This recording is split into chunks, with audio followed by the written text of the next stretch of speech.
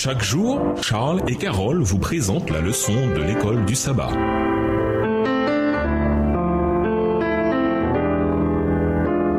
Bienvenue dans votre émission. Dieu nous parle. Nous voilà à la leçon de mardi, l'appel d'Abraham. Abraham, appelé plus tard Abraham, est mentionné pour la première fois dans la Bible dans la généalogie de Genèse 11 qui est située juste après l'épisode de la tour de Babel. Lisons Genèse 12, versets 1 à 3, relatant l'appel de Dieu à Abraham. Aujourd'hui, en lisant les paroles de Dieu à la lumière de la croix, de la mort du Christ et de la proclamation de l'Évangile, comment pouvons-nous comprendre ce qu'il promettait de faire par l'intermédiaire d'Abraham? Genèse 12, les versets 1 à 3, l'Éternel dit à Abraham, « Va-t'en de ton pays, de ta patrie et de la maison de ton père, dans le pays que je te montrerai. Je ferai de toi une grande nation et je te bénirai. Je rendrai ton nom grand et tu seras une source de bénédiction. Je bénirai ceux qui te béniront et je maudirai ceux qui te maudiront. Et toutes les familles de la terre seront bénies en toi. » Bien des siècles plus tard, en abordant la question de l'hérésie des Galates, l'apôtre Paul a évoqué l'appel d'Abraham, montrant ainsi que cet appel révélait les intentions de Dieu telles qu'elles ont toujours été. Annoncer l'évangile au monde. Reconnaissez-le donc, ce sont ceux qui relèvent de la foi qui sont fils d'Abraham. Aussi l'Écriture, voyant d'avance que Dieu justifierait les non-juifs en vertu de la foi, a d'avance annoncé cette bonne nouvelle à Abraham. Toutes les nations seront bénies en toi, de sorte que ceux qui relèvent de la foi sont bénis avec Abraham, l'homme de foi. Galates 3, les versets 7 à 9. L'appel d'Abraham est évoqué pour la première fois dans Genèse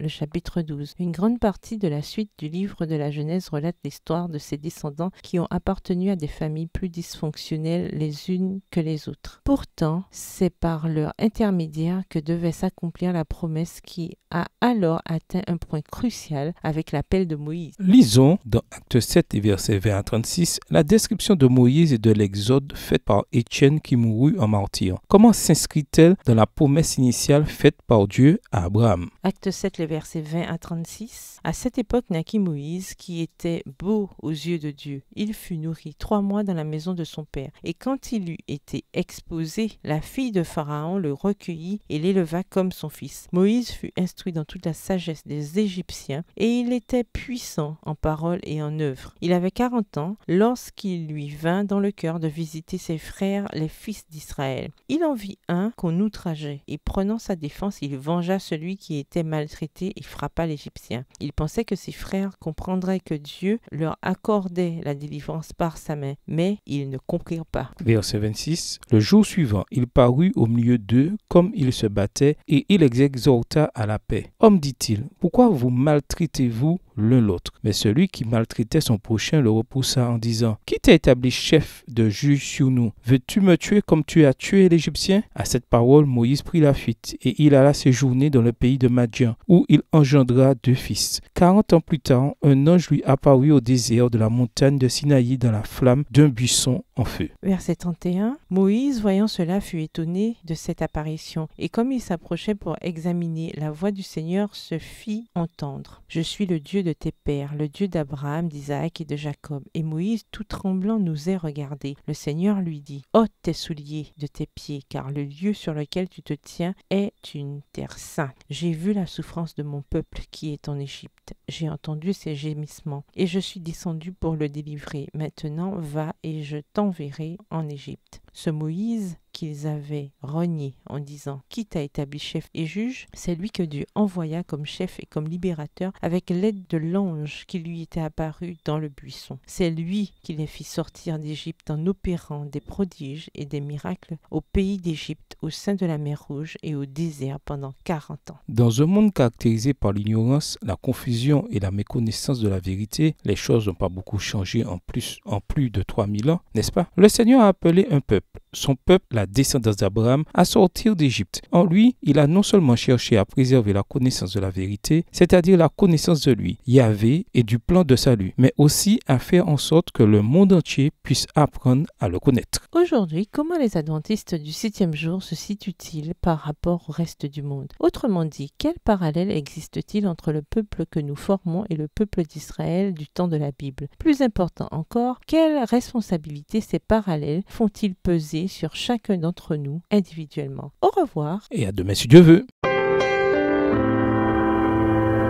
Dieu nous parle. Chaque jour, Charles et Carole vous présentent la leçon de l'école du sabbat.